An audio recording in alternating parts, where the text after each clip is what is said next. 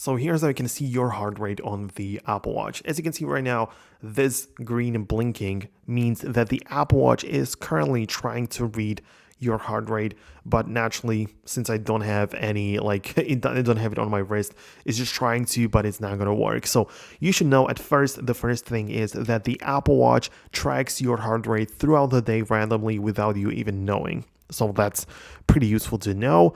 But if you want to see your heart rate in real time, you need to get into all of your app section and look up this application with the heart icon. So you get inside and it is essentially heart rate app.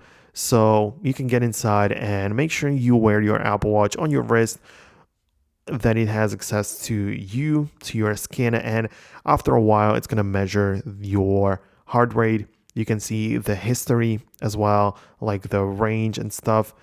You obviously need to wear the Apple Watch quite often to get more detailed information about it. You can see it was able to read it through my fingers as well, so that's pretty useful.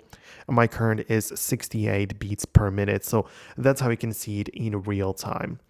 Also, heart rate can be measured during the workout as well, which also is very useful. So if you start a workout like something calorie intensive, like outdoor run, for example, you're going to start it like this, and you can see that it is measuring during the workout as well. So we can see right now it's 72. And based on that, it counts the calories burned and the activity and everything. So you can also see it during a workout if that's important to you as well. So this is everything I wanted to let you know about. If there are any more questions, let me know about them in the comments. But for now, that's it. Hit the thumbs up if you liked the video, subscribe for more, and I'll see you in the next one.